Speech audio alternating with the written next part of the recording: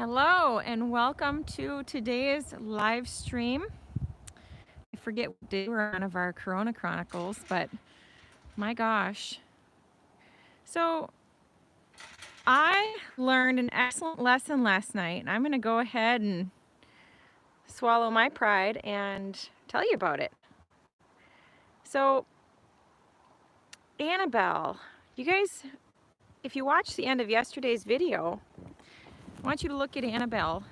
Well, you know what? Maybe I'll go out there with her. Let me think of how I'm going to show you guys. You see Annabelle just go after Lucky and kind of be up there and rank a little bit. Well, last night was a nightmare. So I have Nocona with me at the moment. So I'm going to take you out there and show you Annabelle though, so you can see what's going on. Hi guys, aren't you cute? So I have exciting news too for everybody. Oh my gosh, I'm so excited. You guys are adorable. All right, we're gonna go back up into the barn here because I have Miss Polka Dotted Pants here with me. But yeah, so if you're watching the end of yesterday's video, you probably saw, look at this cat's, like the snow is so deep she has to follow the paths. You probably saw how Annabelle was getting chased around with the blanket on. So hold on a minute here. Okay, just set you down right there for a minute.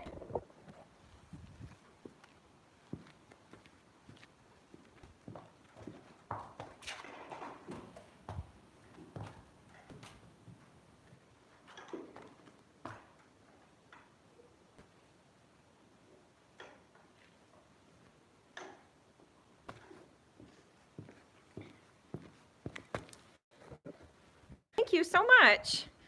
So I'll be able to see it a little bit later for sure. Now guys, it's cold here. All right, you should be able to hear me okay now since I'm outside. Oh, the sun's just coming out. But it's really cold here.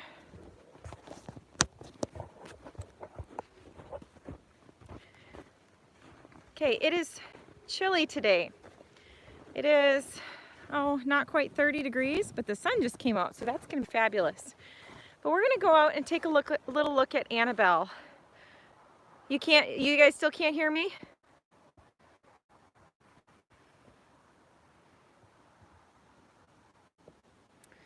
I don't know what is going on.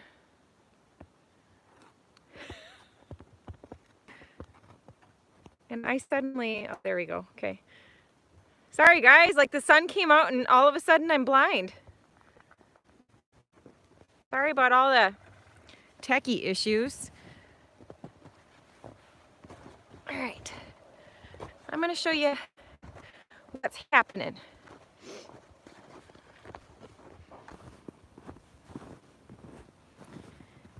Hey Annabelle. Annabelle's gonna go take a drink and we're gonna get a good look at her. I want you guys to see something. See all the marks?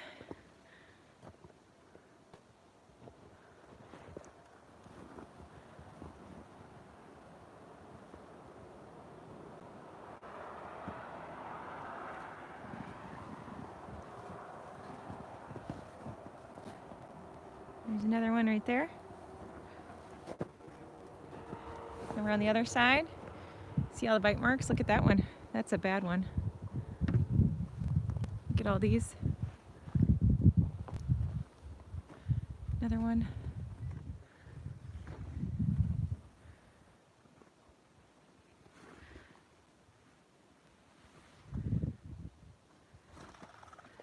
You're missing all kinds of hair.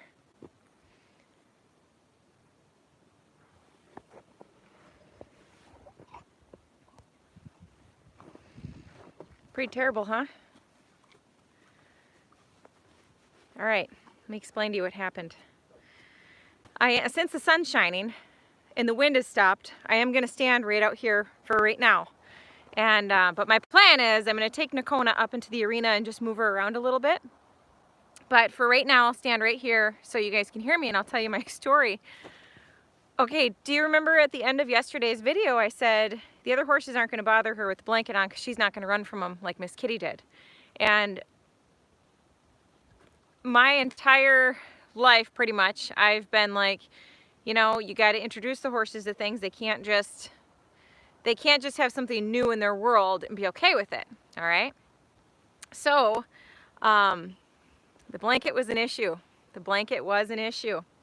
So here I am eating my words. And I was certain though that because Annabelle, she's just really not, you know, she's not that low on the pole. I've got Nocona at the top, and then I've got Nellie, and then I've got Petra, and Annabelle's right around there, okay? And Nellie and Annabelle are best buds, so it's like Annabelle's pretty safe because she's got Nellie on her side. So anyway, I had Annabelle out. The reason I blanketed Annabelle yesterday is because she was shivering pretty bad. And I felt so bad for her because the poor thing has like no winter hair right now, and we just got a massive snowstorm and got over 2 feet of snow and had really, you know, bad wind, and the temps were cold, and the poor thing was freezing, okay? So she's so weird. So I put the blanket on her yesterday to get her to stop shivering. And I put her back in the smaller paddock with Nika and Manzer and Bear and Ona. And Bear was horrible. He was chasing her around. And yesterday, you know, I lost you guys. My phone died. The battery died. So, because it's too cold. So I've got, you know, I've got the battery, the extra battery pack. But when the temperatures are cold, there's really nothing that you can do. So everything just died. But anyway, right at the end there, you saw how Nika was kind of going after her a little bit. And that's just not, that's not like Nika. So, and Bear was being a big bully. So, but Ona didn't really care. You know, it didn't bother her much. And Manzer, of course, he didn't care. But so I just left them alone for a little while, and I put Nellie over there when I was feeding. And Nellie was totally fine with it, no big deal. And then the other horses all went, you know, everybody was sniffing over the gate and stuff. So I'm like, all right. And everything kind of simmered down. It was not a big deal. So after everybody was done with their grain, I put them all back out into the pasture. Annabelle still had the blanket on. And Nocona just tore after her. And she was really, it was Nocona and Petra were the only ones that were really giving, and Bear were the only ones that were really giving her any grief. And she actually kicked Bear. Annabelle kicked Bear really hard, right in the noggin, and it rang his bell pretty good because he sort of walked away and had a very humbled look on his face. But anyway, I pulled the blanket off right away. So I mean, she wasn't out in the pasture for 3 minutes with that blanket on as soon as I noticed that. So I'm like, I'm not gonna put her through that. Pulled the blanket off, and that was at roughly, I think it was like 2:30. Whenever the video finished yesterday, it was just a few minutes after that. So anyway, and I didn't wash the blanket. No, the blanket was not washed. But now listen to this. You know, Nocona spent, you guys haven't seen this part of Miss Kitty's journey at all, but when I separated Nocona from the herd because she was picking on Miss Kitty, I actually ended up reintroducing them, and they lived together for a while, just Nocona and Miss Kitty. So they kind of buddied up. It was, the way Nocona works is she doesn't want to be alone. And so when I put Miss Kitty in with her, she was just happy to have a friend. So, but it was Nocona yesterday that was going after Annabelle. And so I pulled the blanket off roughly at 2:30, 3 o'clock, okay? And I watched them for a while, and Annabelle went over and buddied up with her friend Nellie. But oh my gosh, they were just being terrible. So, and Petra was still being a meanie, and so was Bear. So I stayed out here for a little while, just kind of, you know, getting everybody redirected. So Nocona would go after Annabelle, and I'd kind of chase her off. But so I walked away, and when I came back, and we were feeding horses. We were out here probably till about 9:30 last night. And I tell you, it was just before dark. I'm watching, and Annabelle is way out in the pasture. They were just ruthless with her. And she had that blanket on in the herd for 3 minutes. And for 6 hours, she was not allowed back in the herd by Nocona. The other horses had kind of gotten over it by then, but Nocona went out her way to chase her through everything and run her up to the gate. And I was out here with a lunge whip, just trying to keep her away from her. So I ended up haltering Nocona, and I just took her off to the side and tied her. And a minute after that, Annabelle went back into the herd, was immediately bossing the ponies around, and not a single issue after that. But it was all Nocona driving her away and being very aggressive about it. Doing, you know, like stallions will do, they'll lower their head and chase off a member. So that's what she was doing. And there was just so much aggression involved with it. So that's really interesting to me, because I did not expect that. So they got me there. I was very surprised by that behavior. So, and like I said, Annabelle's not one to run from the other horses. You know, she'll dish it out just as much as, you know, they'll give it. So that was very interesting. So I felt terrible though, because Annabelle's all beat up. Oh, and I just fell in the snow. So, but I want to know, have any of you had similar experiences with blanketing horses? And, you know, leave me a comment below. I want to know. So somebody just asked, what do I do to heal her wounds? So those are normal. That's super normal. Horses are pretty rude to each other, and that's just hair that's missing. There's nothing, I won't put a single thing on it. I won't do anything for that. When you introduce a new horse to the herd, they go through the whole pecking order again, and that's what's going to happen. So, you know, and somebody just said maybe, you know, it has that scent that Miss Kitty had. I don't believe it is the scent. It's just the fact that it's new, and so they're all going to go after the new one. But it will just, what I just don't get is the fact that the blanket was pulled off immediately and then just continuing to chase her off. And it was the same thing with Miss Kitty. You know, when I put the blanket on her and then I pulled it off, they just continued to go after her. So now someone just asked, will I put the blanket on Nocona? Well, that's the next thing.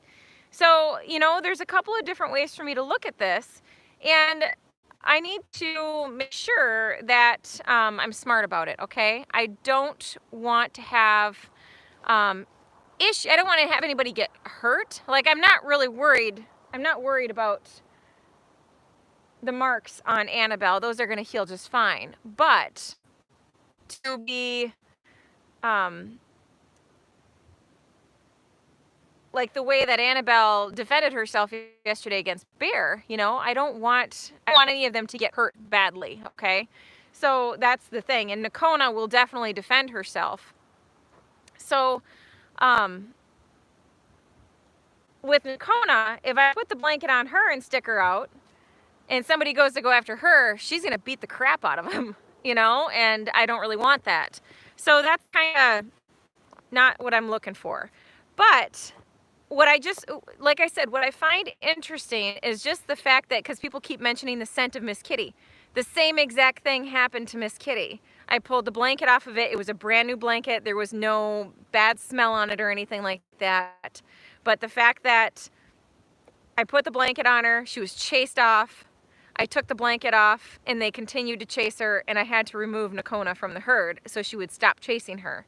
And now I'm doing the exact same thing with Annabelle. So Nocona's pulled out of the herd again until they all get settled down. But, so my thought process here is, you know, these horses just aren't used to it. And they don't care if they've all been around it. It's been sitting in the arena. They've been all smelling it. It's been on the ground. They've smelled it. It's not the blanket itself. It's the fact that that horse is different. And I've always told my boarders, you know, we can't go just randomly blanketing everybody, because that horse is going to get singled out and picked on. But, so I've always known that. And I just didn't realize the severity that some of the horses would take to this. And it doesn't have anything to do with springtime, because this happened back in January. It doesn't have anything to do with the mares being in heat and it being springtime. That's not what we're looking at. This is the fact that this is totally different. And Kimberly, I just said, if I put this blanket on Nocona, Nocona is not going to tolerate anything, and then I'm worried about my other horses getting hurt, okay? So, you know, there's just, this is really, really, I'm really curious about this though. So I want to know what would, now it's starting to snow. So yeah, I don't know. I'm actually a little bit bamboozled here. I'm not really sure what to do. So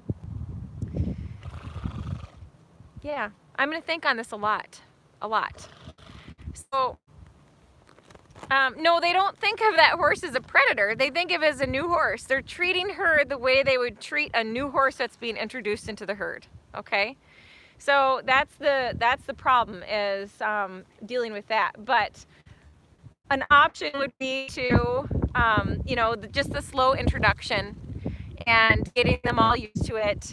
Maybe having, you know, blankets on multiple horses, that kind of stuff. So whatever, I'll get it figured out though, guys. So, because this is something serious. I mean, what if I'm having issues like this? If I'm having issues like this with a horse, imagine what, imagine somebody that is brand new to horses. They have a couple horses, they put a blanket on one, suddenly the other one is trying to eat the other. You know, they're, you know, not going to know what to do. So I want to figure this out. I want to get it figured out and know exactly the best protocol for introducing horses with blankets, because I think it's really important. There's going to come a time, I'm not big on blanketing horses. I really am not. I never have in my entire life, besides like being at a horse show just wanting to keep a horse clean. But I have never blanketed a horse in my entire life. And I've had horses since I was little. But Annabelle, like I said yesterday, she was genuinely cold, and I was just trying, I'm like, I have this blanket that'll fit her, and she's really, really cold. I need to fix this. So I just put the blanket on her. But Annabelle and Cinnamon, they both have very sensitive, thin skin. And I know for a fact that in the future, it could become an issue where I really do need to consider blanketing them. And I'm not against that by any means if I feel like it's necessary. I don't feel like it's necessary for anybody else. So Petra doesn't have sensitive skin. Her skin's black. Where she's a Palomino, she's not white. Where it's the white horses, the white hair, that typically there's pink skin underneath. So it just depends on the horse. But so yeah, this is totally a new area for me, and I'm really excited to talk to some of my mentors and see what they have to say about this kind of thing. You know, it's just kind of interesting. Hi Tracy, I see that you're here today. Thanks for joining. Sorry, I haven't really been reading the comments too much, but so I missed a lot of hellos today. So all right, it's cold out here, so I'm gonna get inside. And do you guys want to go up to the arena and move Annabelle or move Nocona around a little bit? And I think I might trim her feet today. So, but yeah, well, we get to see the herd and see what's going on. But so now, while I'm walking, it's going to be kind of bad service here. So, but I have exciting news to tell you guys. So make sure that you stay with me here, because I have something really exciting that happened. I'm so excited. So let's go get Nocona.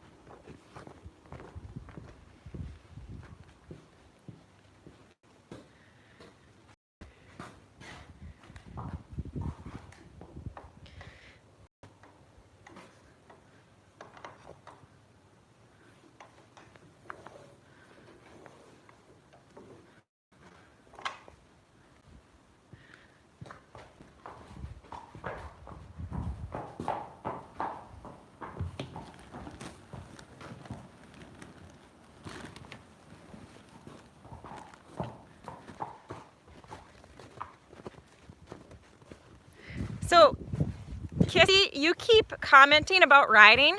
Dude, chill out. Okay, I don't know if you can hear me walking through the snow, but it's up to my knees. And I kind of had a lot going on. We got 2 feet of snow in 12 hours. Feeding horses last night was a tremendous amount of work. It took us hours to get everything done. Riding is really not a priority when I got snow up to my eyeballs. Can you hear me huffing and puffing? Let me look at the snow.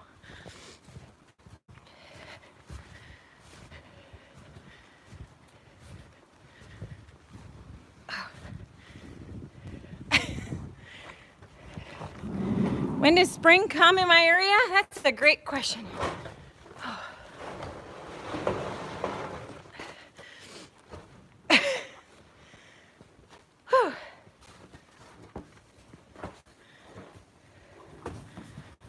At least I got the door open wide enough for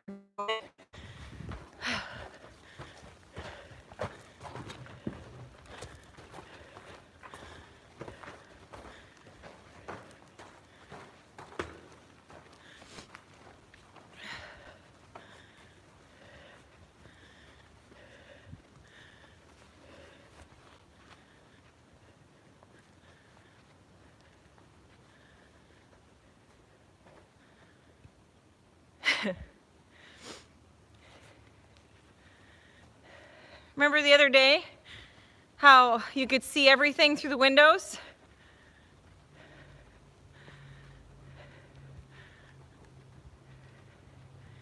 Everything is totally covered up again.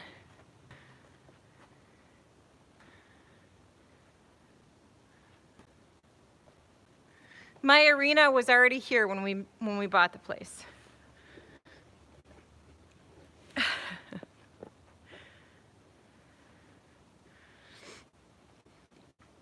So what happens over here, all that snow that's there, my snow banks, comes up the side of the walls, or it comes up, there's a gap underneath there, and it all just flies up.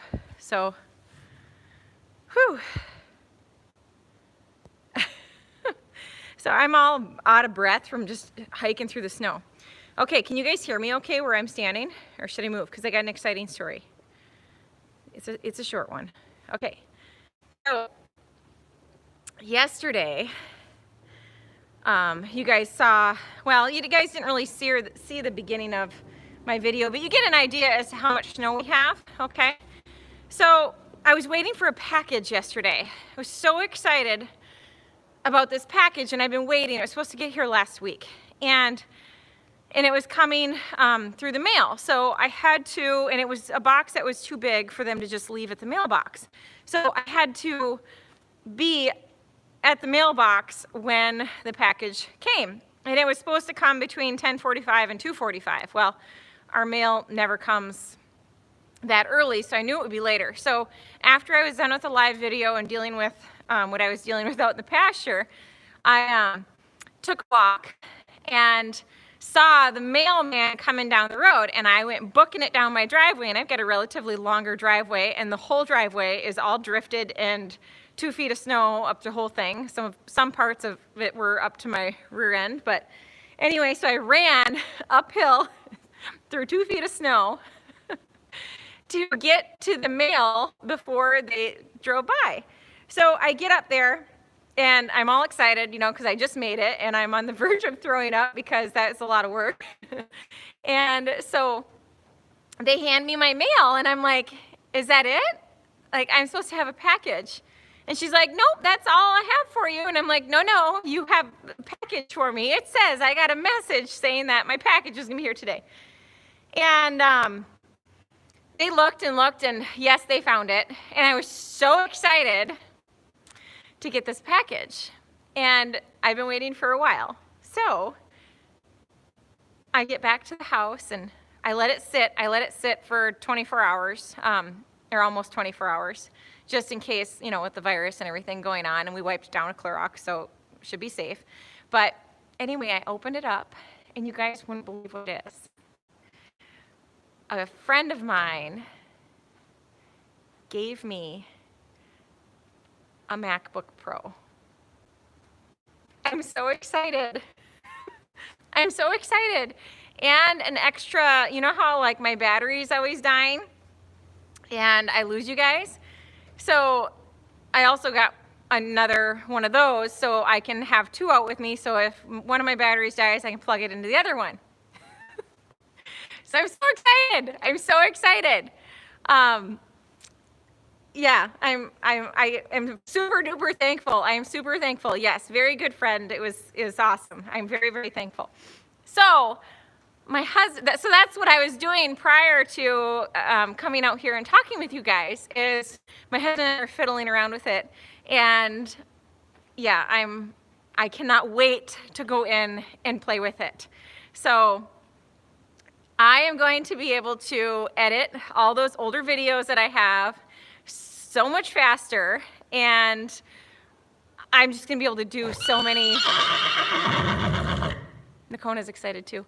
I'm gonna be able to do so many amazing things with this new device that I wasn't able to do before. So I should become a little bit more efficient now with my editing. And since I don't have to worry about buying a new computer, Michaela, I'll answer your question. I did see that I got something in the mail, but all of our mail is kept in a bin right now in the garage, so I just need to go through it because we're trying to be really safe with the coronavirus. But, so I'll get to that, I promise. So anyway, thank you, my friend, if you are watching and see this. And yeah, that's all I have to say about that. So, you guys stay tuned because I can't wait to, I got to figure it all out. So I am so not techie at all, not at all. So I got to figure it all out and get used to it, and then hopefully I can start editing pretty soon and get it all. So it's a nice system that I am smooth with. But anyway, so I thought you guys would like to hear that. So now today I was researching microphones. I gotta get a better I have to get a microphone because I know you guys can't hear me. I know you guys can't hear me very well when I'm more than just a couple feet away from my phone. So that'll be the next step, is trying to figure out what's going to be the best solution to do that. Okay, so I'm super excited. So the microphone I'm going to get this month, and then next month I'm hoping to be able to get that Pixio camera that follows me around and stuff. So the robot camera thingy. All right. So I'm gonna work with Nocona a little bit. I want to move her around free because I feel like she really needs to move her feet, and I feel like she's going to be a little bit on the friskier side today because she's been away from her herd now since last night. So she's going to be a little bit more energetic than normal, and so it'll be good to get her working, and she clearly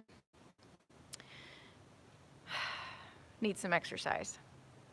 So Lilia, you're asking when I'm going to start with lessons again. Well, I was just looking at that today. My last day of work was March 19th. And I don't think we're looking at starting back up anytime soon. It really depends on what happens. It depends on what happens with the world. So I have no control over when I'm able to work again. I just have to kind of wait and see how it goes. And like I've said before, you know, we are trying to be extra cautious here because my in-laws do live with us, and my mother-in-law has some health issues that we're really concerned, you know, about her well-being. So we want to make sure that we stay nice and safe here. So, all right, let's get to work with Nocona. I'll turn her loose. I'll keep you guys with me. I apologize, you may not be able to hear me because I'll kind of be walking in and out of some dead spots in my arena. But at least we'll get to see her run and kick up her heels a little bit, hopefully. And then maybe I'll trim her. Okay.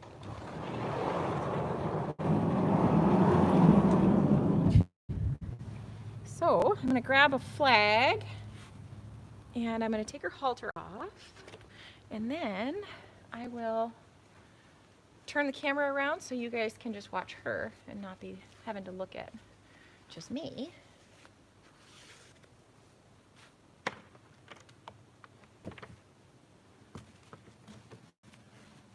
Okay. ready? Woo! Snow falling off the roof.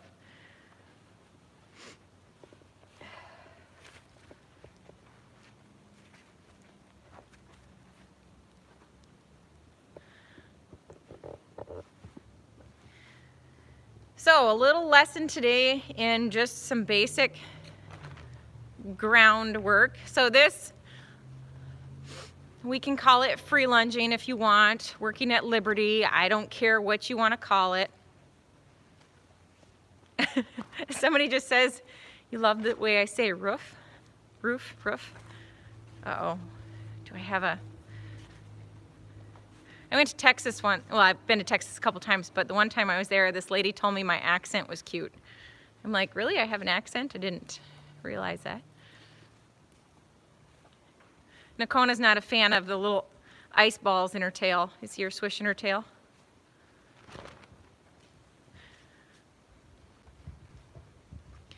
I just want her to move her feet. I don't care how fast she's going. If she wants to canter, here's a great canter lesson.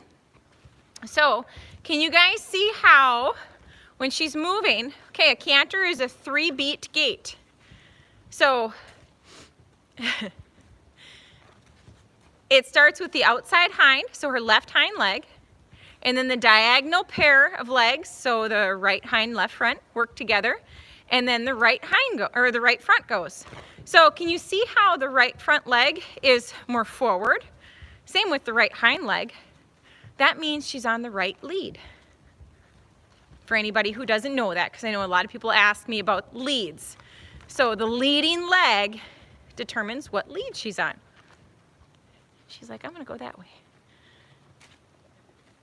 I'm going to keep her going the same direction she was going, because I want her to change only when I ask her to change.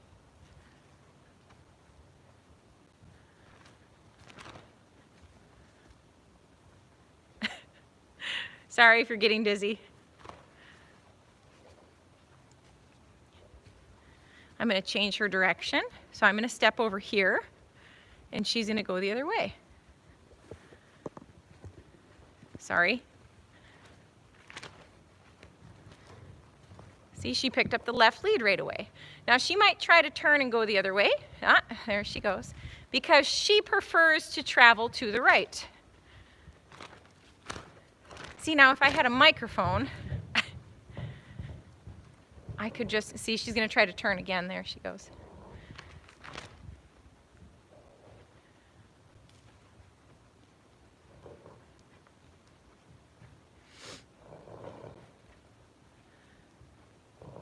So when I'm working a horse loose like this,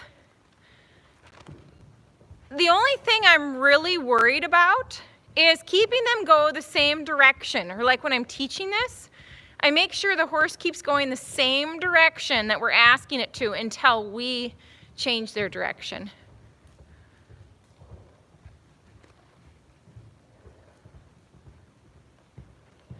And I prefer to send them loose versus being on a lunge line, because horses can kind of learn to lean on a lunge line a little bit. Like when she's just going around here in her natural state, I'm not too worried about that. But I think that we can do a little more harm than good.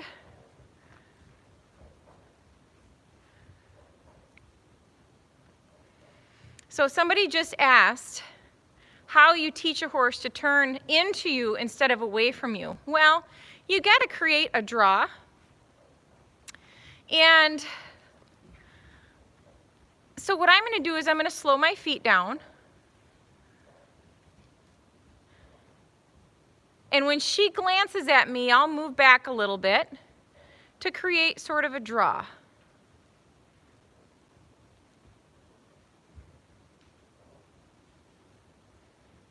See how I slowed my feet and now she's slowing up? See her lick and chew a little bit? She's relaxing. That's different than the licking and chewing that Annabelle was doing yesterday. There, and we got a little draw. She turned and looked for a moment, but then she kept on going. Now, if she were to check out and not pay attention to me, then I would just send her out again. So like, right about here, she's just kind of like, eh.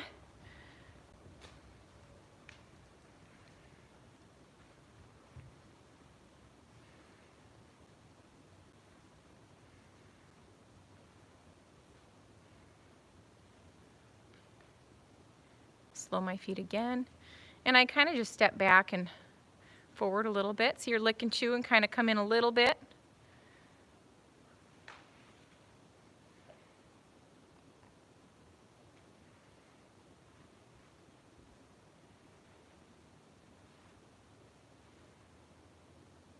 She is such an easy keeper. Mary's asking what's the difference between a lope and a canter. Well, a lope is just more of a Western term and a canter is more of an English term, I guess you could say. So, but there really is not, I don't see there as being a difference. Some people will tell you that a lope is slow and a canter is faster, but now I'm gonna change her direction. I'm just gonna send her. Nocona has not had a lot of like round pen type work. I really haven't done much of that with her, but she understands to go forward, so this is good for her. Now, Nika, I've done a lot of round pen type work with her, and even Ona.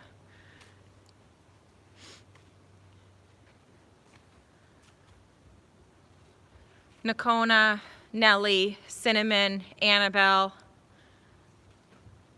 Lucky. They have not done much as far as Liberty type work, round pen work, hooking on, that kind of stuff.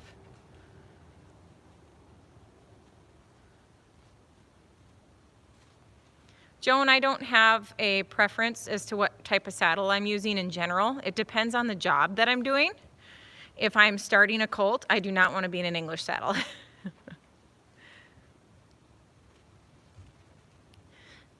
I would much rather be in a Western saddle. Barrel racing, I want to be in my barrel saddle. If I'm going over jumps, I want to be in an English saddle. So it just depends.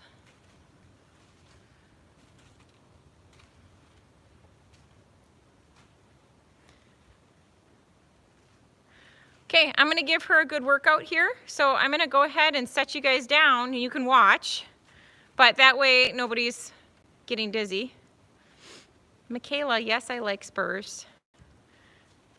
So when I say like spurs, that doesn't mean I wear them all the time, you know. And you've ridden with me a lot. Have you seen me wear spurs? Probably not. But I don't disagree with them.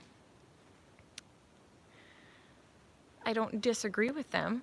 I do disagree with how they're used often. But when I use them, I have a purpose when I use them. Here, girl.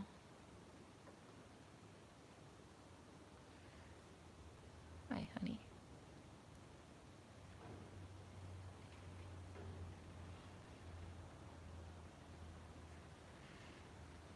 So yeah, I have a whole collection of spurs, but I don't use them very much. I like to not have to use them, and honestly, I have to use them more on my horses that are ridden regularly by other people. They're the only ones that I really ever have to use a spur on. The horses who have been taught to be dull. So like Ona and Manzer, there's a good chance that they might not ever need a spur, period. But it just depends. Just depends on the horse. She does rock a beard pretty good, hey? All right, I'm gonna set you guys down in the corner over here. Let's see, let's go to this corner. You guys can tell me. My arena is 60 by 120.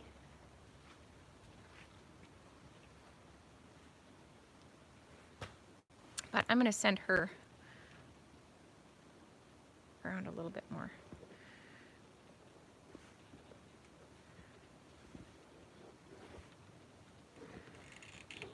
So Marie, to answer your question, you will hear me discuss if there's somebody that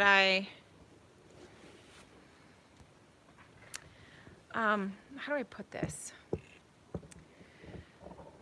Any other channel or trainer or person in general that I think that you could benefit from watching, I'll talk about them. Okay? So I don't want to, I'm not here to talk poorly of others and what they do. And horse lover, did you hear what I just said? I'm here to talk about what I like.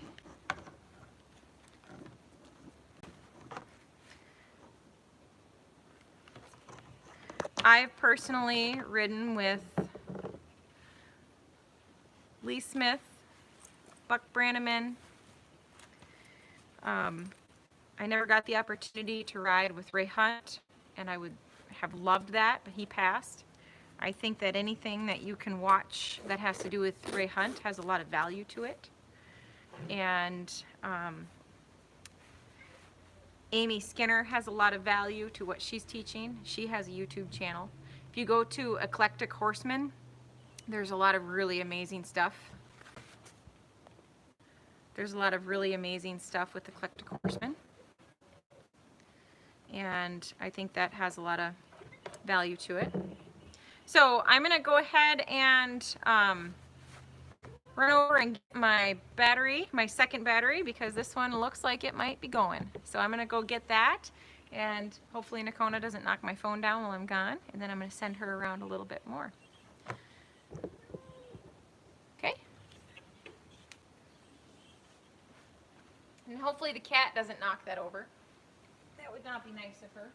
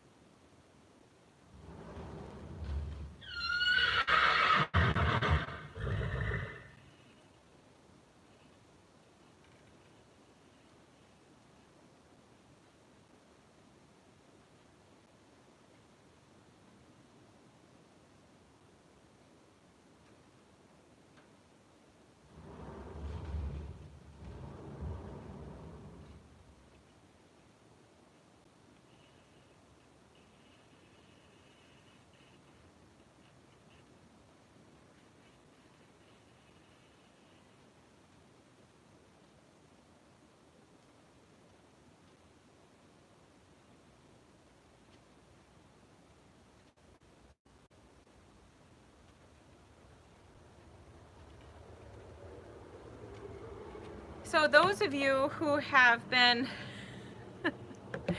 those of you who have seen my riding videos so far, the live stream riding videos, you're gonna have to let me know where you prefer the camera to be. Is it better here or over there or down in that corner? See, I got my new other charger. I hope it handles the cold okay for right now. So if I lose you guys, lose ya, but at least you'll get to see some stuff today.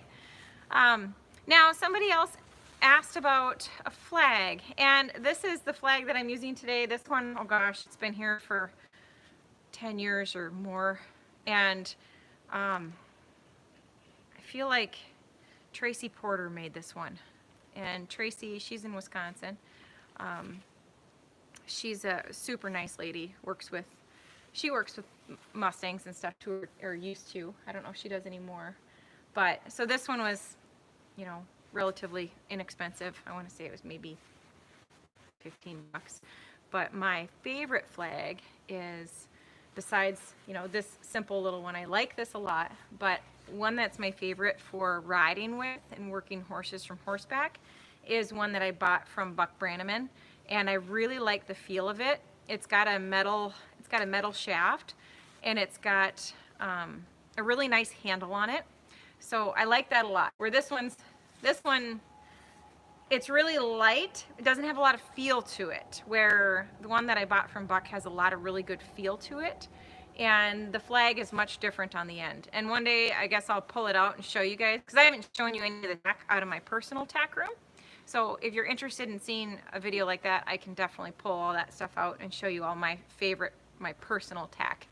that I've accumulated over the years. So, because the stuff that I showed you guys last week, that's all my lesson tack. So anyway, that's something that I can show you and we can compare. But I'm going to go ahead and send her around and just really try to work on her hooking on a little bit, because like I said, I don't do this stuff with her very often, but I'll start doing it a little bit more. And now that the nice thing with her being by herself is, you know, I don't know if I'm going to leave her by herself. I just was crabby with her last night, and for me, like, the best thing I can do is just remove her from the situation and let everything get back to normal. But for her, being separated from the herd is such a good thing because, well, for one, because she's a big bully to a couple of them, but she's so heavy and it's almost impossible to keep weight off of this horse. And I can ride her 5 days a week. It doesn't matter. She's just, that's how she is. So restricting her diet is a big factor. And when she's by herself, I can restrict her diet more. So, all right. You ready, girlfriend?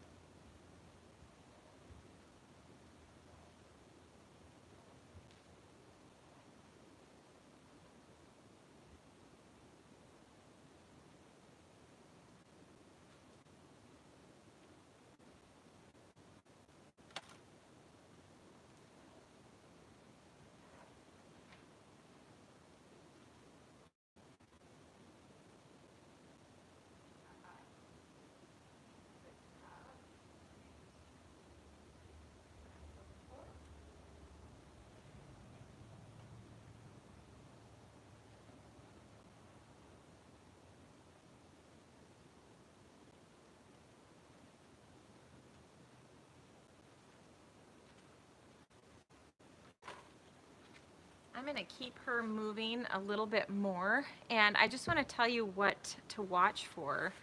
Gosh, gosh, my head's glowing. I don't know how to make it stop being so bright.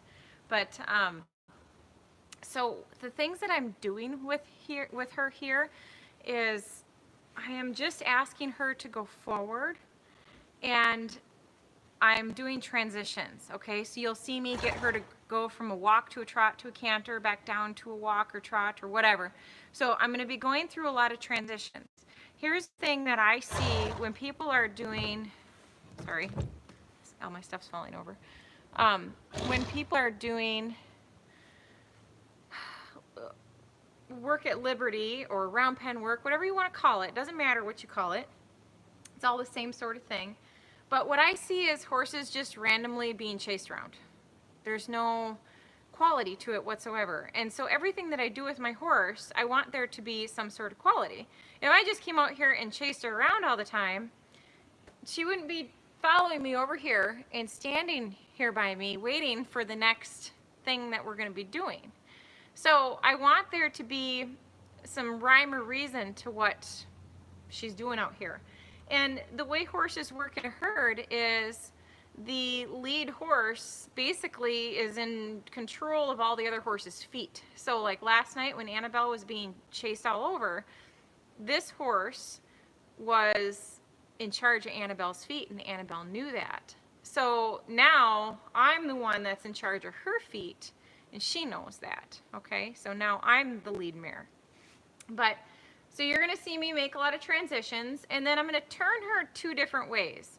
You'll see me get her to turn towards me, like the last couple of turns that I did, I had her turn towards me to change direction, and you're also gonna see me turn her into the wall. I want my horses to be able to change either way. For this horse, turning into me is a little bit more complicated than turning away from me. She would rather turn away than to turn in. So that's something that we're working on. And I know somebody had asked about that, so you can really watch and see that. But all right, I'm gonna go back to sending her around a little bit, and you guys can watch for her leads, see if she picks up the correct leads, watch for when she goes to a walk to trot to canter, and kind of check out those different transitions, okay? So that's what I'm gonna be doing for the next few minutes while you guys are watching.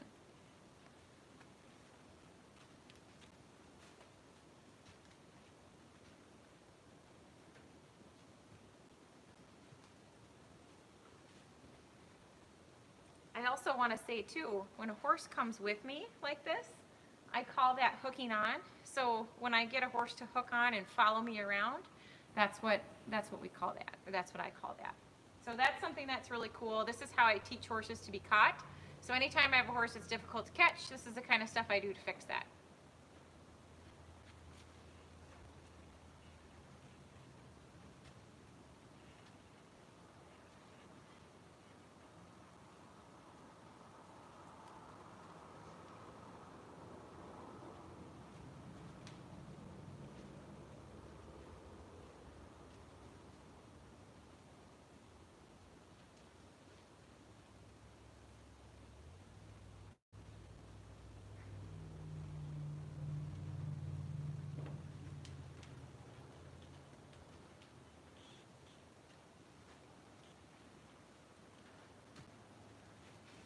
Something else I want to explain, I just thought of this, is I want you to watch the energy in my feet and my body when I do want her to speed up or slow down.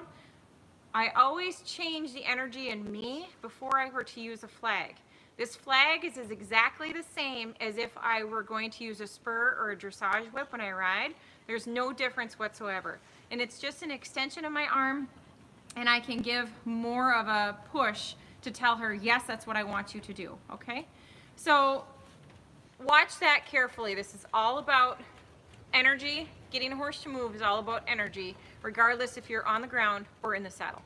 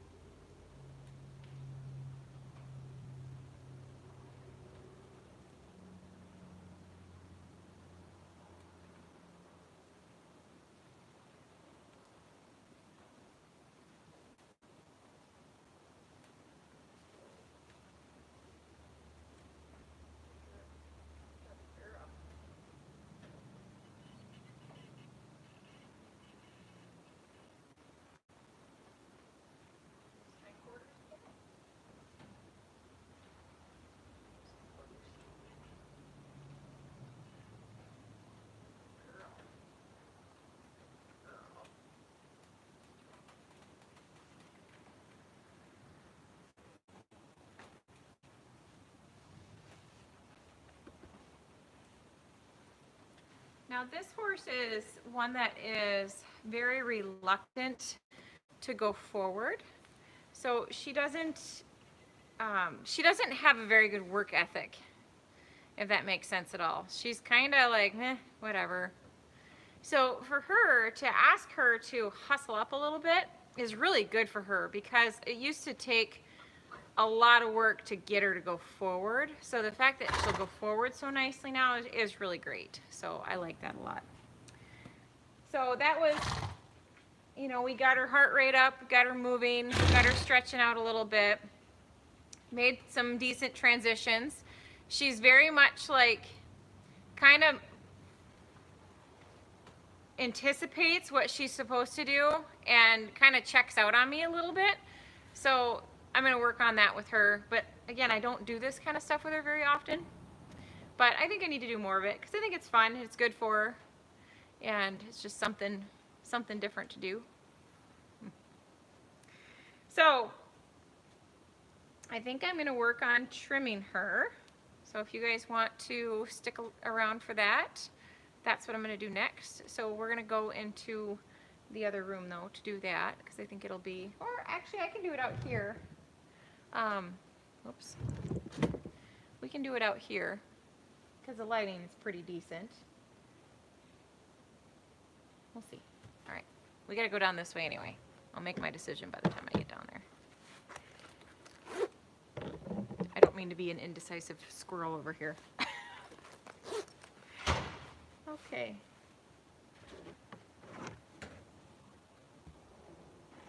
Thank you, Kathy. I'm excited too. I am like totally flabbergasted that I have such an awesome gift. I just can't even believe it. So it was pretty much like the best thing ever. It's awesome. Very, very, very, very kind. Okay. Does anybody have any questions right now while I'm walking, while Nocona and I are walking?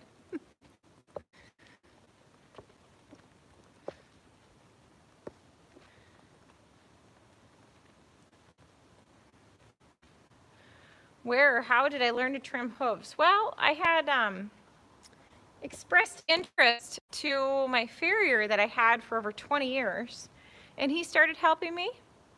And then I did some education on my own, so just everything that I could get my hands on to read, I did. And then I have a good friend who trims as well, and she teaches me a lot. And I've had other friends that have also done the same thing. So I am a Hey Chicks dealer, Jim, yes. That is something that I've been doing for several years now. And have I kept my horses' names when I get them, or do I change them? Well, it just depends on the horse and what their name is. There are a few that I've changed. Petra's name used to be Mesa, and that just I didn't think it suited her very well, so I changed it. But in Nocona's name was Shadow, and then it was Tess, and then now it's Nocona. And funny, because our puppy Cinder, her name was Tess when we got her, and we changed that. So I like unique names for horses. So Shul, did I say that correctly? Is your name Shul? Shul? I apologize. I'm not always so great at pronouncing names, but I always had somebody watching me for a while when I started trimming, and then I just kind of started experimenting and seeing what worked, what didn't work, and I tried to do it as often as I could, and that was really helpful. But when you have as many horses as I do, you get a lot of practice. So I'm definitely not, like, I wouldn't call myself, you know, awesome at it, but I can definitely get the job done. So I do enjoy it, but all right. Nocona, where are you going? Now she's leaving. She's like, no, I'm gonna go roll.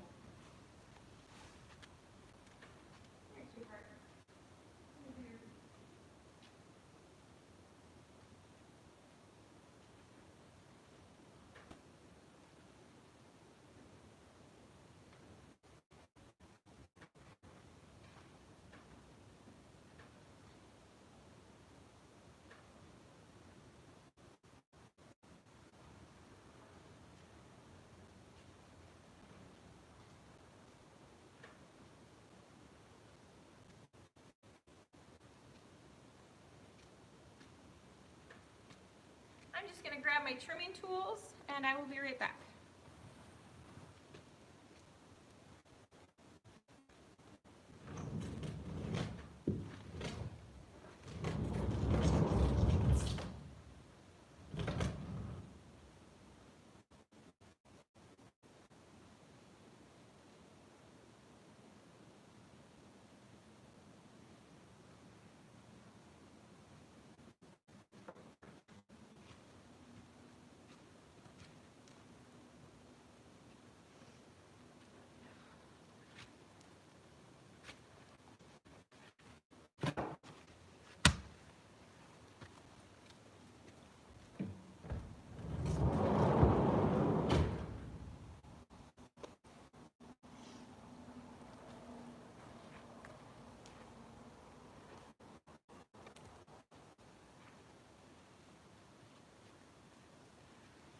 Now, she's not going to be tied. I'm just going to have her stand here. And some people have been asking me about ground tying. When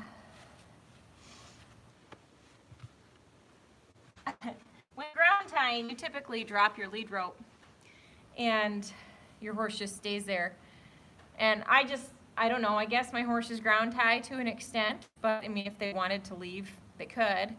So I like hobble training a lot, and if you're not familiar with hobble training, I'd be happy to do a video on that eventually too. I really like hobbles. I think they're great for horses, and it's just another form of teaching them patience. But so this horse will stand right here for me without being tied. So I guess you could say she's ground tied. The reason I don't drop my lead rope is very simple. I don't mind if my horses step on their lead ropes, as I showed in my video yesterday, but I have 4 barn cats, and whether I like it or not, they're gonna use the potty in my arena. And I don't like my lead ropes touching the dirt because I think that's gross. So I don't like that. So I just throw it up over her neck and, okay, so now I'm probably not gonna be able to read the lengthy comments.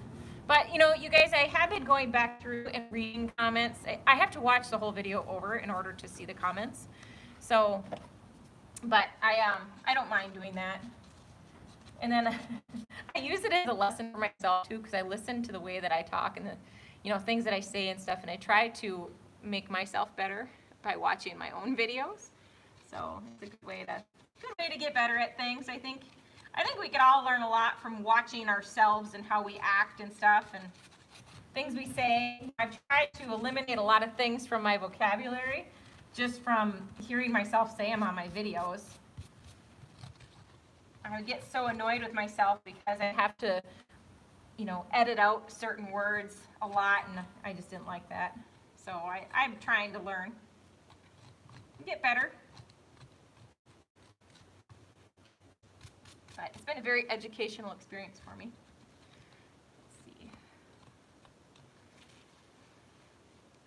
Nocona is at 8 weeks. I trimmed her 8 weeks ago, and she definitely needs a trim. Oh my gosh, I have to do a lot here. She's got a lot of sole shedding, and her bars are pretty big. And now I am not a teacher when it comes to doing hoofs by any means, but I'll at least show you what her hoof looks like so you can see. If you're unfamiliar, this is the front. Up a little bit and bring her heels back a little and take the bar down. So, but again, I'm not, Joan, that is so funny. Joan says she likes to listen to my accent, and I could talk about toilet paper if I wanted and she'd like it, but oh, that's so funny, my accent. I never thought of myself as having an accent, so it's funny. I have a hoof knife. I love my hoof knife. My husband gave me this, gosh, when I was pregnant with Bodie, I think it was, so I couldn't use it. So I was so bummed that I couldn't use it right away because I hadn't been trimming. Jason took over trimming my first pregnancy, and then I had my friend Amy trim my second pregnancy, so I didn't do any trimming. It just started to hurt my back. So some horses I trimmed, but it wasn't very many of them. But anyway, he bought me this this hoof knife, and it's made out of camel bone. I love it. It's so cool. And it's like a double blade. I'm just taking off some loose stuff. So I'm not really gonna like talk through this whole trim by any means, because again, I'm not one to teach people how to trim. But I can teach you how I make my horse mind herself and stand for a trim, because I think everybody can appreciate that.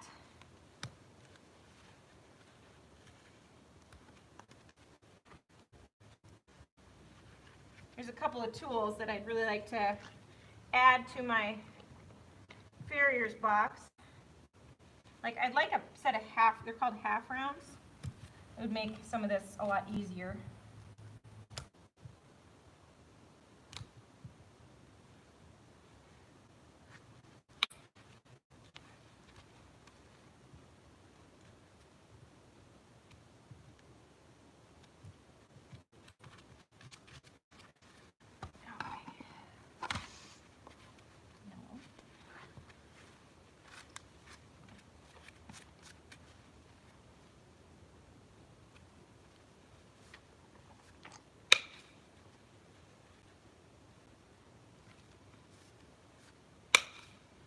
Nocona's toe grows really long.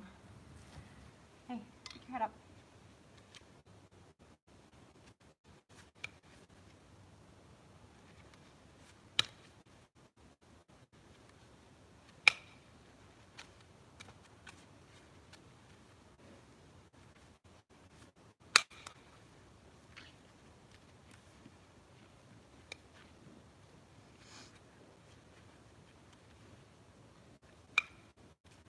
So if she's not paying attention, she'll be dropping her head down and then putting extra weight on me and kind of putting me at risk.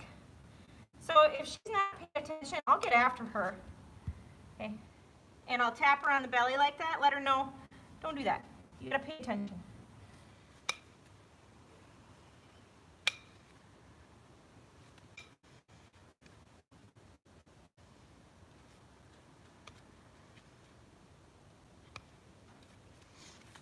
I really don't have to take off much other than just her toe. My knife is very dull right now. So.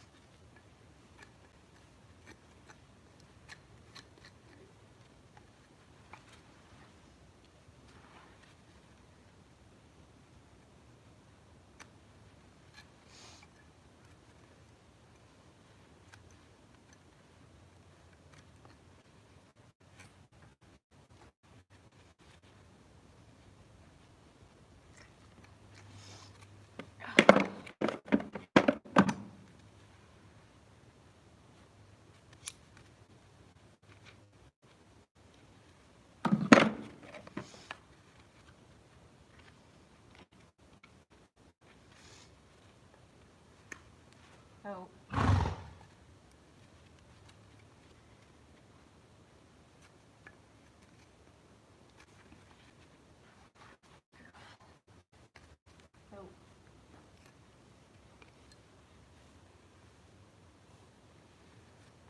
There.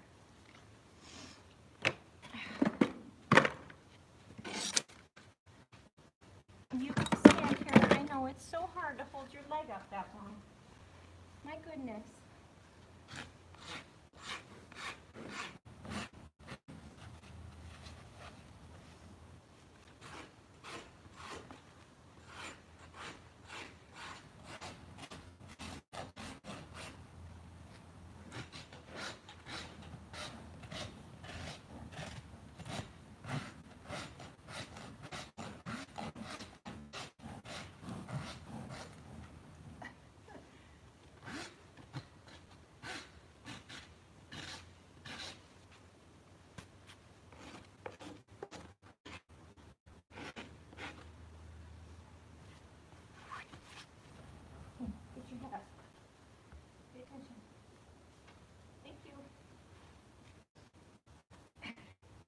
right now she's kind of leaning on me. You can lift your leg up.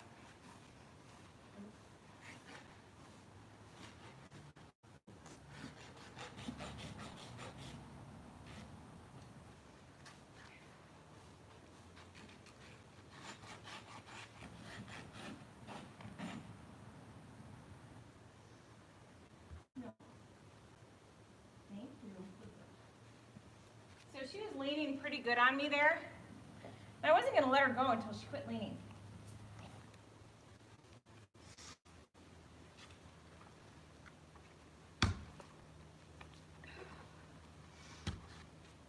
And if you've never done this before, a friend of mine, she calls it upside down sweating because it is a heck of a workout.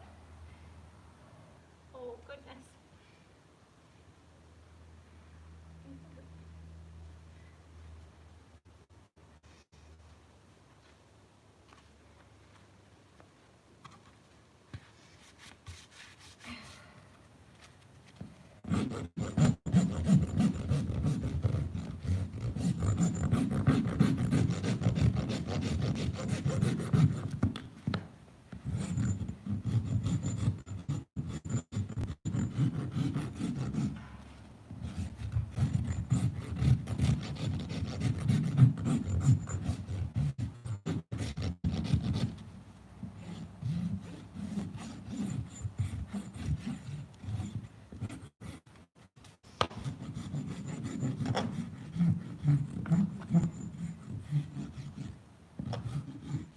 There.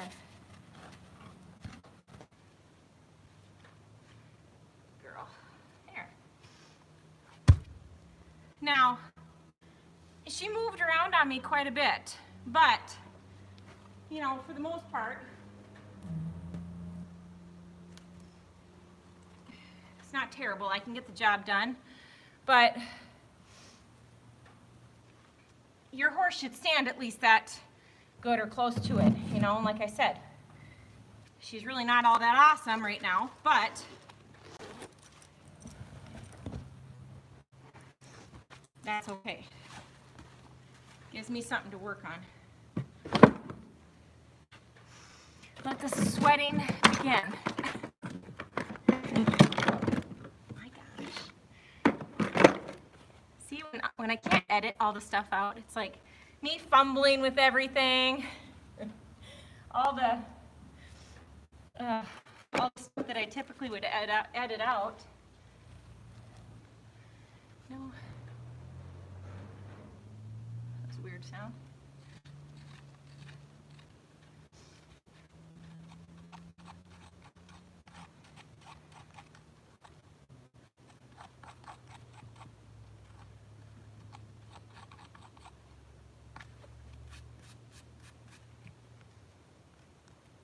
So, and I try not to take off so much that I try not to take off too much. I would rather trim my horse's feet more frequently and take off less, but sometimes that's not always an option, but that's what I prefer. I'm going to try to switch her over a little more.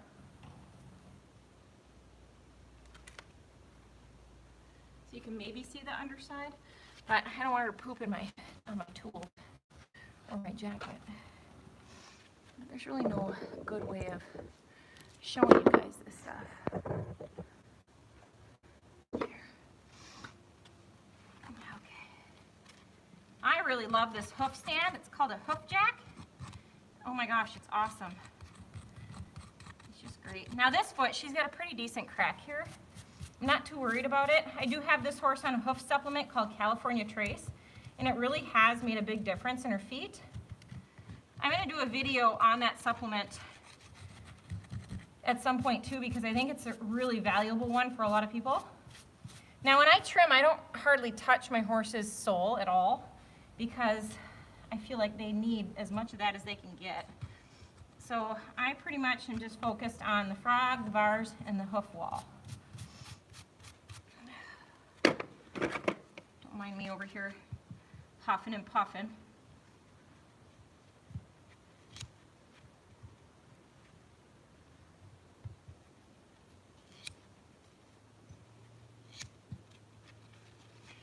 something too that I love my students to learn because it's so good for them. You know, it's such a good thing to learn if if it's something that you physically can do. It's a good thing to at least learn because you never know when you might be in a position where you need to be the one that helps your horse. You know, if your horse has shoes, you should at least know how to pull a shoe. None of my horses have shoes, so I don't really have to worry about that. But I have pulled shoes before. Boy, that's a task in itself. Boy, she's got a lot of her frog is coming off here. It's hard to get to with my knife being dull.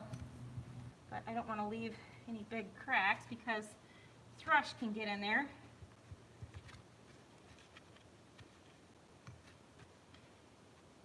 But working with a dull knife is not exactly safe.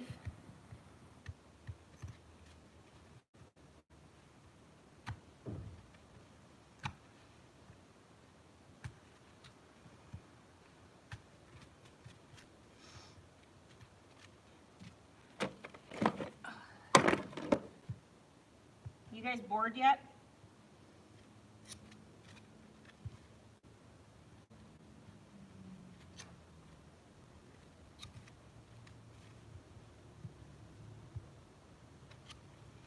So I'm working on that Facebook group I talked about, and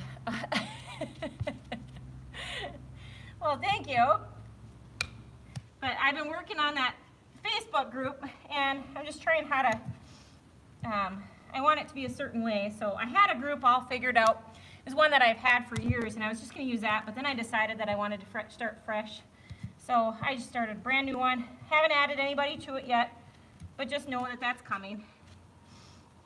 I'll get to it.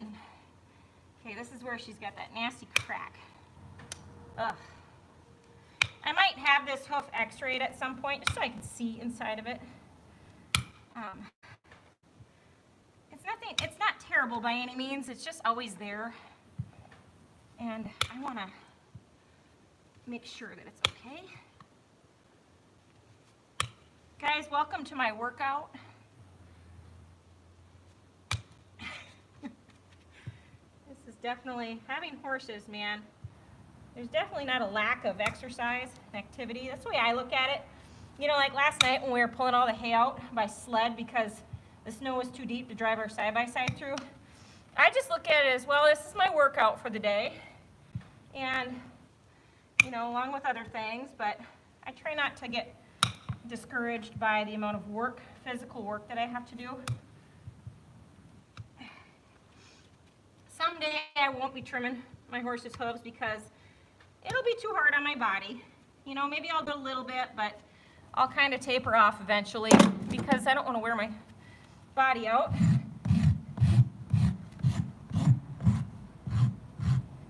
So this toe I took back a lot because of that crack.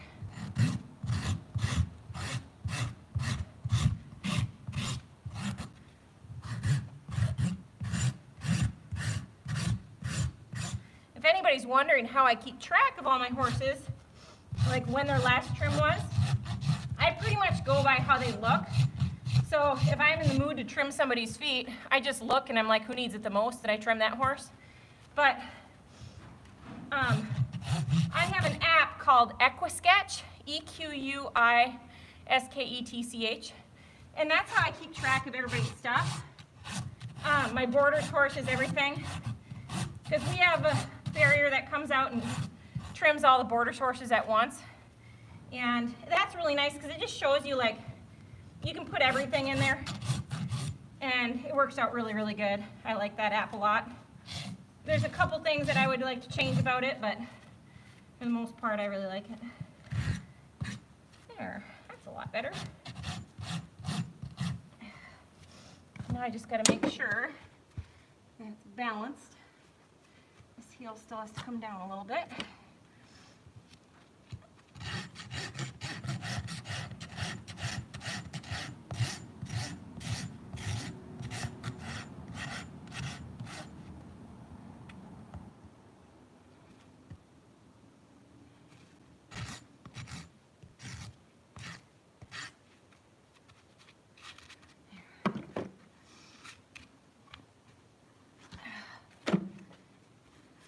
line my backside.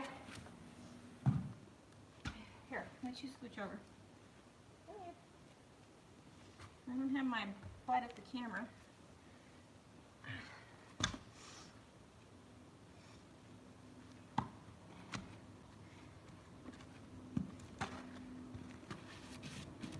See, here's that crack right here. I don't know if you can see that, but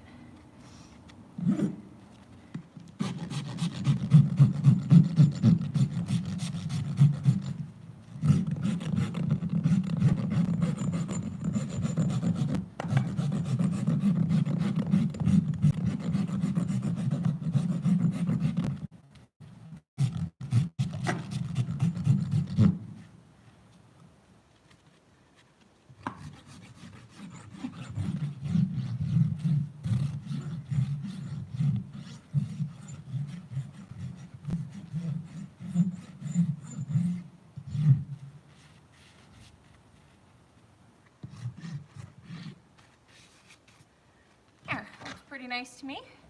Decent job for now. I'm going to change to the hind end. So I'll swing her around here.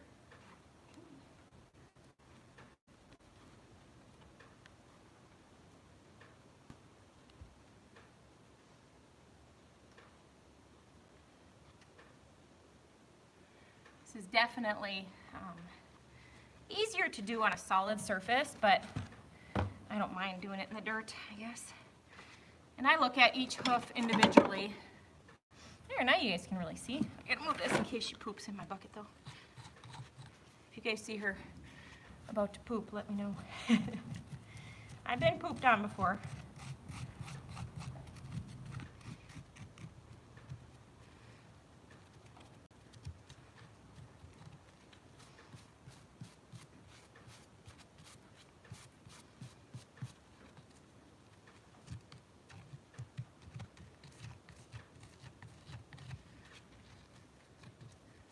Coming into the season where everybody's going to end up with, you know, some of them will have thrush and all kinds of yucky stuff they get in their feet. So this is the time of year though where it's real important to move them around a lot, because the best way to kill thrush is from oxygen, okay? So the more a horse's feet are cleaned out and they're moved around, you know, and exercising them gets the blood flow going to their feet, they got healthier feet. Have I ever hit my leg with a pick? Oh yeah, I've hit myself in the shin with my nippers, my rasp, everything. Oh, that hurts. Not fun.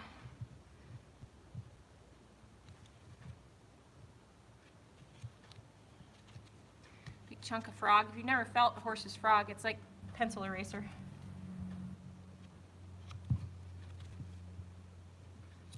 She has nice, thick, healthy frogs.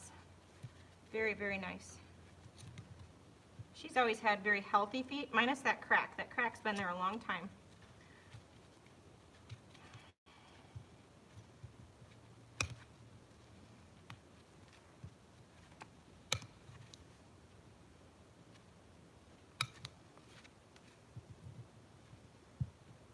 So for my birthday this year, you know, my husband always wants to know, of course, what I want. And this year I'm going to ask for some half rounds for my birthday. It's a tool.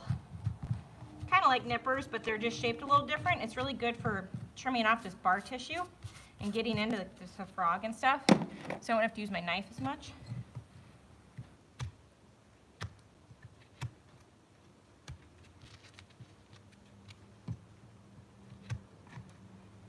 So it's nice that I was able to move her around a little bit before doing this. That's always a good thing. You know, you guys, when the farrier comes to work on your horse's feet, it's not a bad idea to exercise your horse first, because for one, it dries off your horse's legs, and for two, boy, she's got gorgeous feet. For two, though, it's really good to get some energy out of your horse prior to them getting trimmed. They'll stand so much nicer if they're not all full of themselves. And so that's the nice thing is she's standing so good. She stands good anyway, but she doesn't have a bunch of energy right now because I moved her around. But I can also feel her legs quivering a little bit because, you know, she's a little fatigued from moving around.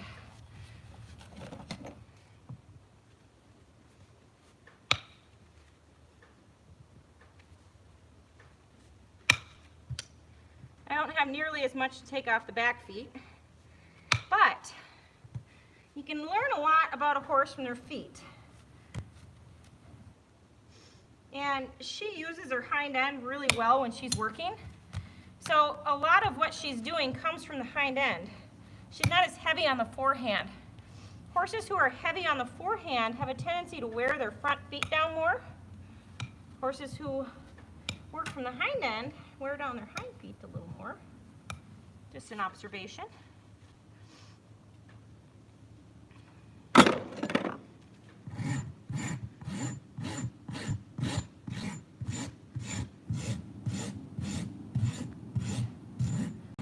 When I do my horse camps, I usually trim horses one day, and a lot of the kids are really fascinated with it, and they like to, we'll take the hoof clippings, like when I am able to clip a whole round off, and they put it out in the sun, and then by the third day of horse camp, they look at and see how much it's shriveled up from being out in the sun, because there's so much moisture in a hoof.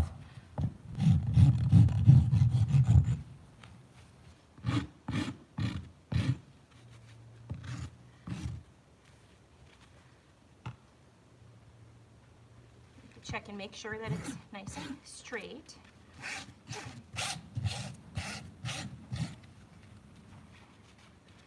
Okay, now I'm going to pull it forward.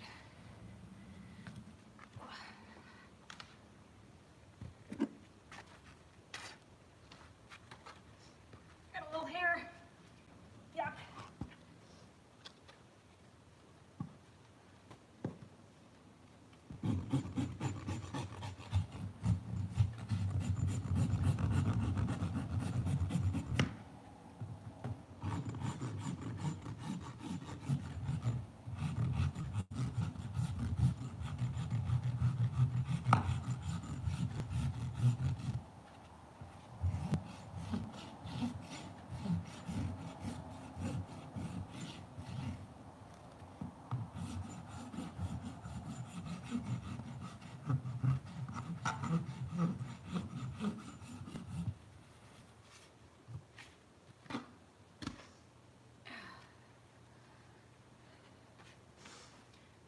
So when I started trimming my horses, I figured I saved myself about $5,000 a year when I started. So it was a good way for me to, as a business owner, we're always looking for ways to, increase income. And so for me, I'm like, well, gosh, I spend so much money, roughly $5,000 a year on having my horse's feet trimmed. And so if I could just learn how to do that, which I want to learn how to do anyway, because I want to be able to do as much as I can for my horses. If they've got a crack or something, and then all of a sudden my farrier breaks an arm or whatever and isn't available, gosh, I want to be able to fix that stuff myself. My horses really didn't need shoes, so I'm like, I can do this myself. So it was a really good way for me to, I wasn't making more money, but I was saving money, and I'm like, I gotta be there anyway to hold the horse. I might as well just do it, So it was a win-win.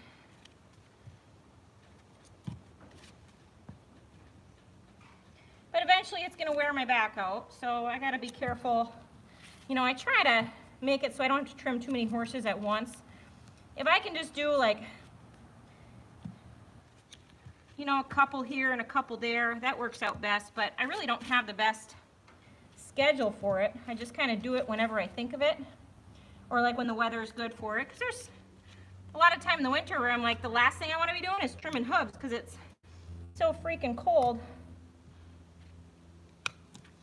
that it's not something I'm interested in,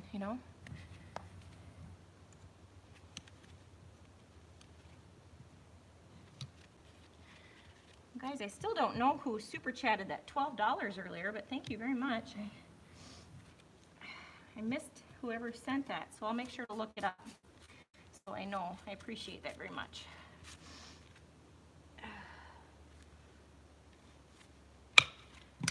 So same thing, just the toe has to really come down on this foot too. Not a lot, it's pretty good. Was that Lottie? I'm pretty sure that was Lottie that just, thank you Lottie, that's very kind of you. How are you feeling, by the way? I wish you guys could talk back to me so I didn't have to look at the screen. So Lottie, I know you were in the hospital with coronavirus last time that you were, or that I talked to you on here. Last I noticed anyway. I try to pay attention as much as I can to the comments, but so let me know how you're feeling. I've been thinking about you.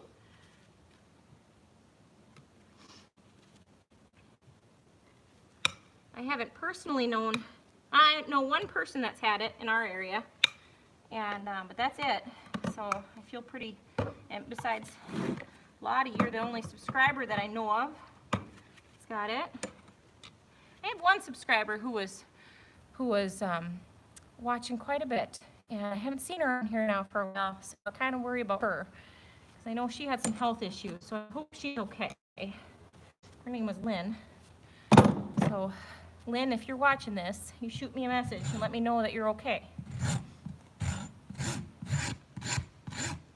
Lynn Rocco.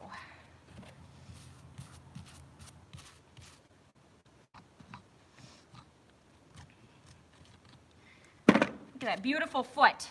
You guys can't even see it. There. Isn't that a gorgeous foot? That's one thing about my appies that I've had. I've had a lot of appies. And gosh, they, my friend Katie from Horse Talk, they were all bred by her family. They had a really nice appy stud, and he sure passed on some nice feet. All the appies that I've had on him had a really great feet. If you guys remember, Rain was one of my appies I sold a year or two ago now. I don't remember if it's been a year or 2 years. I think it's been 2 years. But anyway, Rain is back at my place now. But she's got some pretty gorgeous feet. Okay, I gotta do the front. Now my lower back's getting a little tight.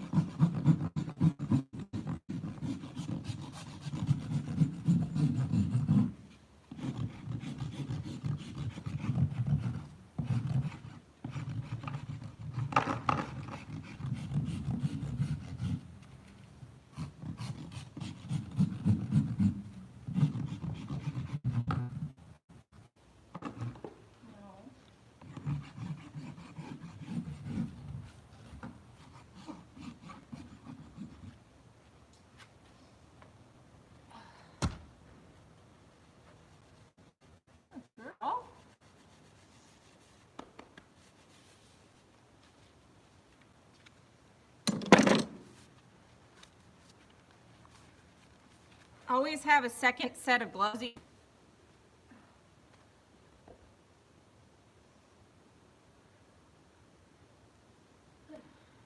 Now I'll just turn her loose and see if she wants to go roll or whatever.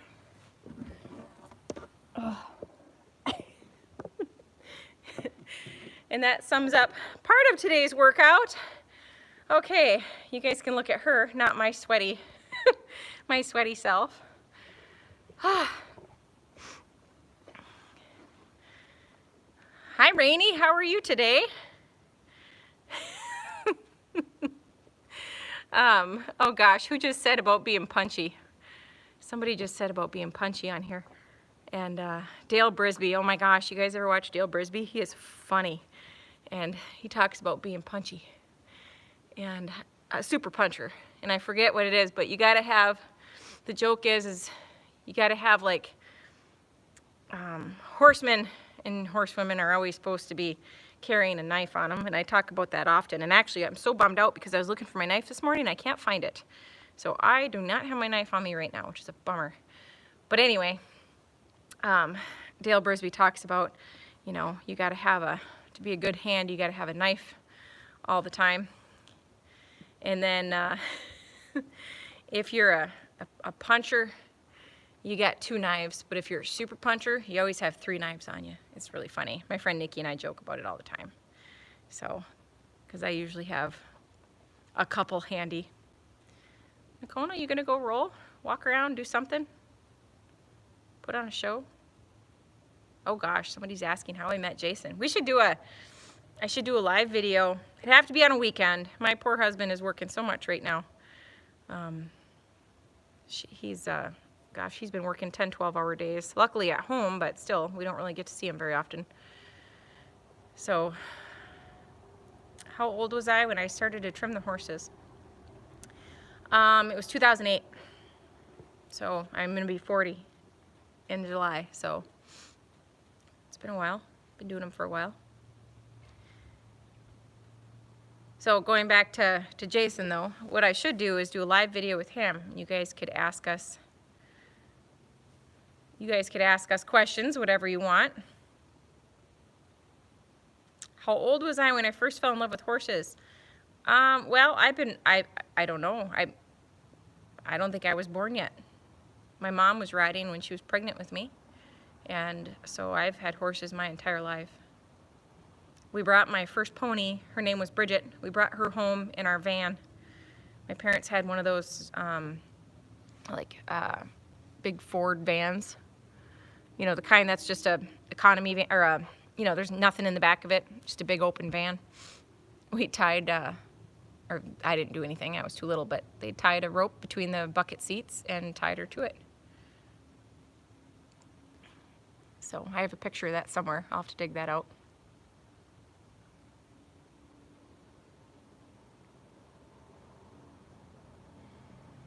Well, Nocona, go try out your new pedicure.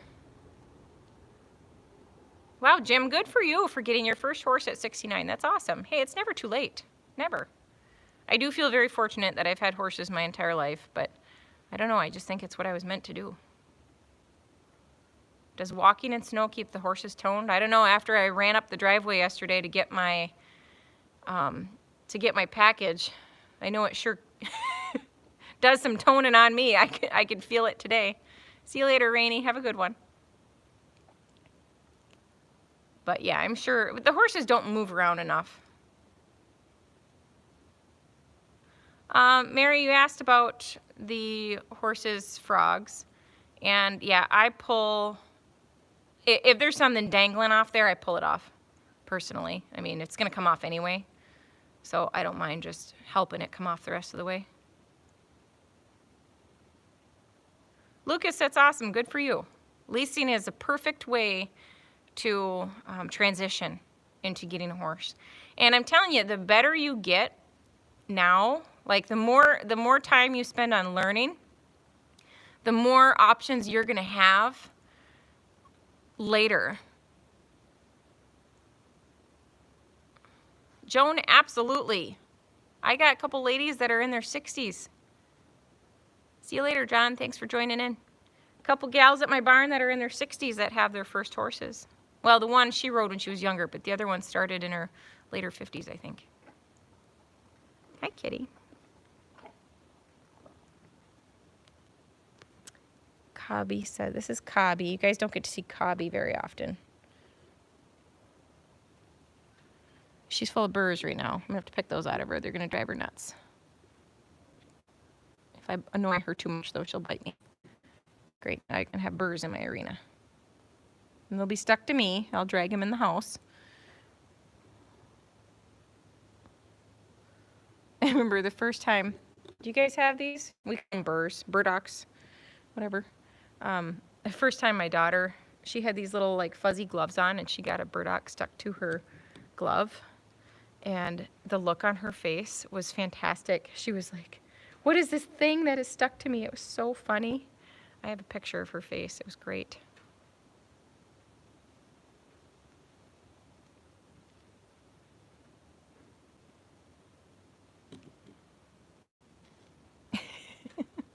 She's like, thank you for helping me get all those burrs off me.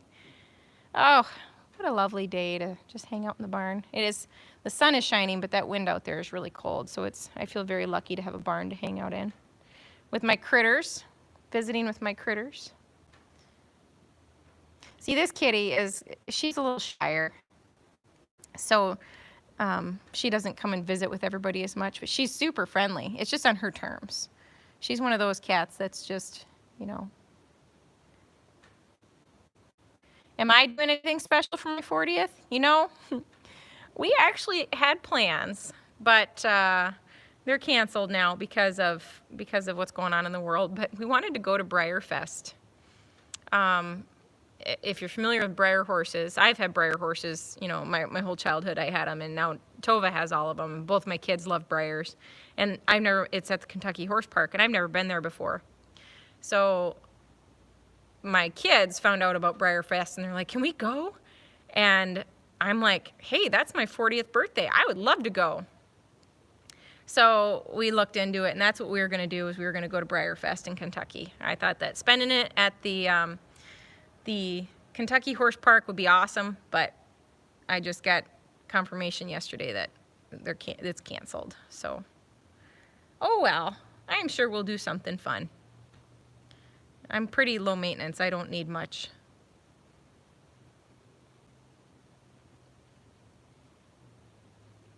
If my husband bought me a pair of half rounds, you guys can all tell him that's what I want for my birthday, is a pair of half rounds, and for trimming. And I'll trim a horse. There you go. I don't need anything too exciting. Yeah, I think the horse park would be pretty awesome to go do. Yeah, I heard that they're doing a virtual Breyerfest, but it's still not the same. Like, I want to go there.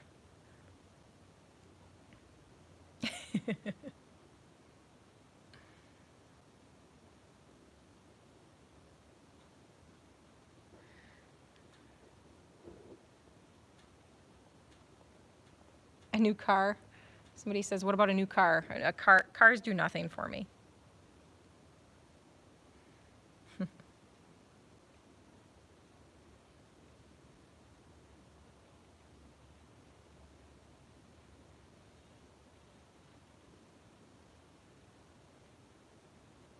I'd like to see the statue of Secretariat too. That'd be cool.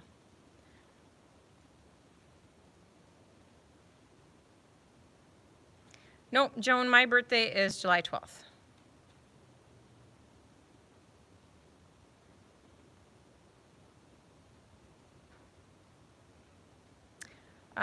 Sharon, yes, I've trained a few horses to drive, and I have a really cool cart for the minis. It's like a wagon, little wagon, and I'm hoping to get them hitched as a team.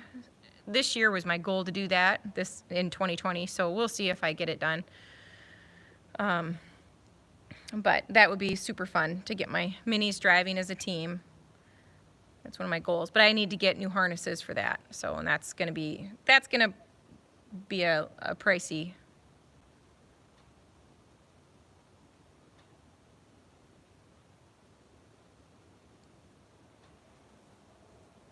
Oh, Dan, that's cool. You'll have to get a picture by it.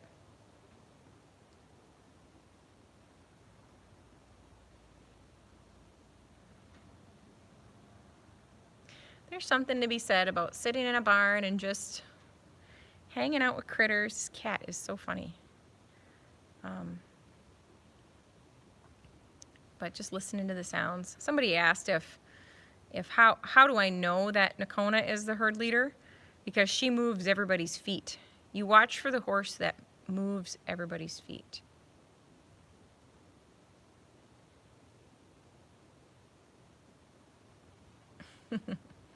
Manzer's doing really good. Thanks for asking. He's frisky. Yes, I would love to go to the Netherlands because I know there's a lot of Friesians over there. That's super cool. I would love to go visit someday. I've ridden, let's see, I have ridden one full Frisian at least, and several half Frisians. I really like them. They're cool. It's one of my favorite breeds. Oh, Heidi, that's cool. So if you're watching this video at this point and you're not watching the live version of it, there's a little live chat button right below the video. And if you click on that, you can see what everybody's saying. Otherwise, you're just kind of hearing me talk to answer random questions without seeing what the questions are.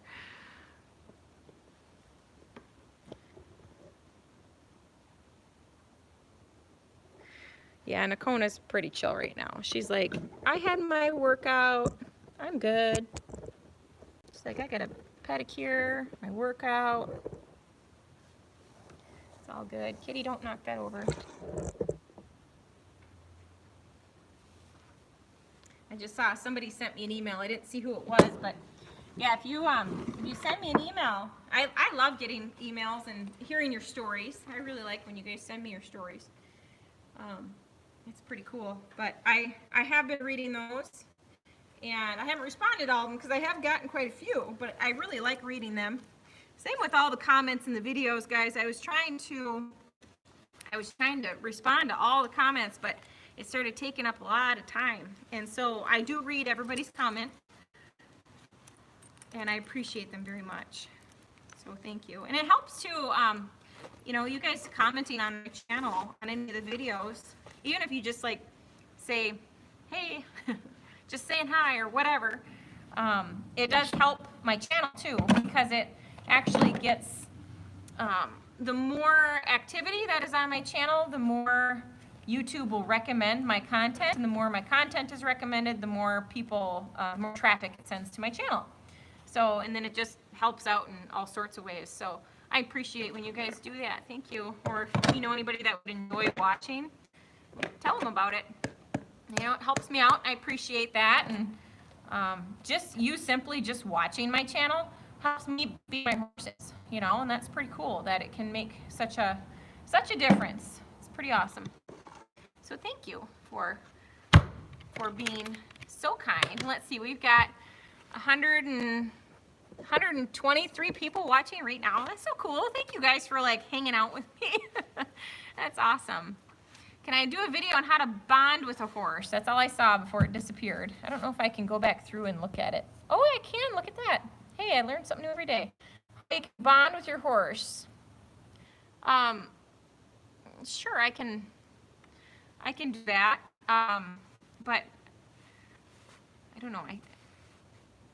Yeah, I can do a video on something like that. I got to think about it. But yeah, I could do something about that if that's something that you guys want to see for sure. So now what I'm going to do is sit here and I got my wind back from trimming, but now I didn't take enough off of her to really worry about, you know, there's a couple little clippings, but I didn't take any like full rounds of hoof off of her, so I'm not too worried about it. But if there were like full rounds, I would pick it up and throw it in the manure pile. Same with like all the little shaved bits of hoof. It looks like somebody sprinkled Parmesan cheese out here, but it'll just work into the soil. I don't care about that at all. So we have to add new arena sand every couple of years because, you know, it's funny because the first time that I had to add sand, I'm like, what the heck? Where's all the hold on, I'm reading something real quick, but I'll get back to that. But where's all the, you know, I used to think, where's all the sand going? It's just disappearing. And I thought about it, and it's like every time we pick up a pile of manure in here, you know, we throw away a little bit of sand with it.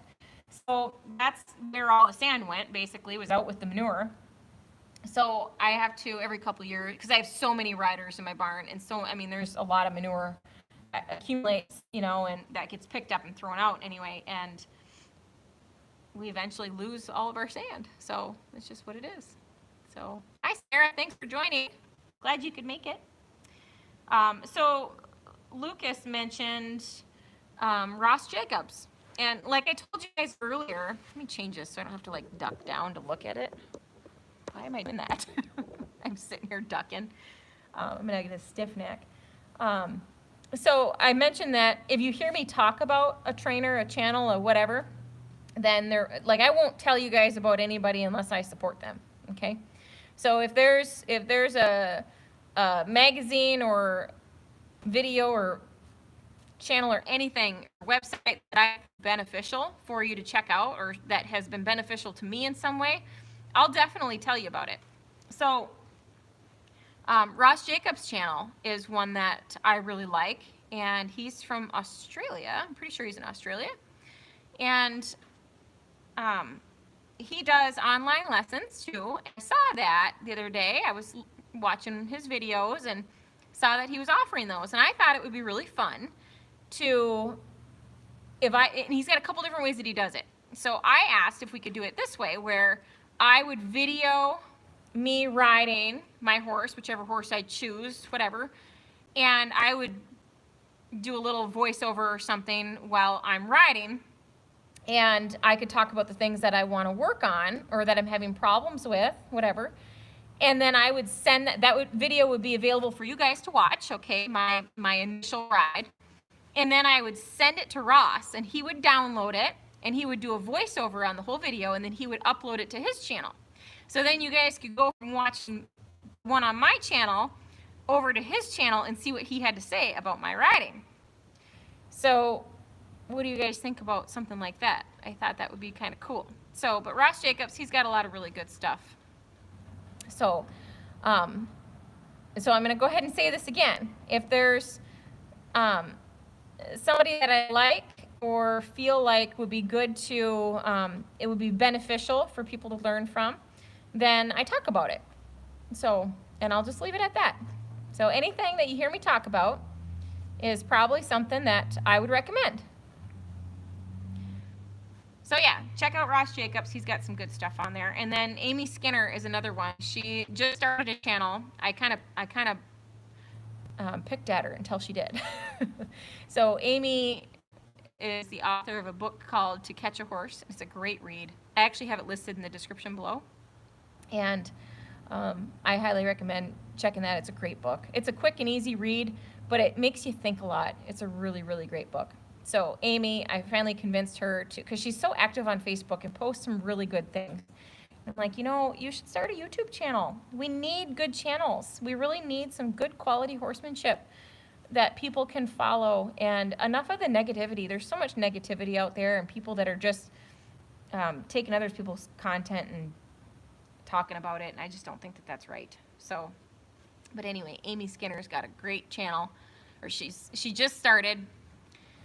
And she just started her channel, I don't know, like a week or two ago. So she's only got a few things up there, but she's going to grow, and she'll grow pretty quickly. So make sure to check that out. And then my friend Katie, too, her channel is called Horse Talk. She's got some really great videos on there. Yes, Buck Brannaman, I ride with Buck, and have for 6 years now, I think. And really, Buck's awesome. Buck is absolutely awesome. So there's no nonsense there. It's all just real good stuff. And you can start out with Buck just by watching his documentary. Highly recommend watching that if you can. So, all right, guys. Well, I think what I'm going to do is put her away and start feeding horses for the day, so I can be done with it and carry on. So I don't know what I'm going to do yet tomorrow. I got to think on that a little bit. Maybe I'll ride somebody. I don't know. All kinds of comments just came through. Oh, thank you, Joan. That's really nice. That's really nice of you. I try really hard, but I have not. Jim, you asked me about Buster McLaury. No, and I think we were emailing about that, weren't we? But anyway, Buster McLaury is really awesome, and you can find him. Eclectic Horseman has some stuff for him.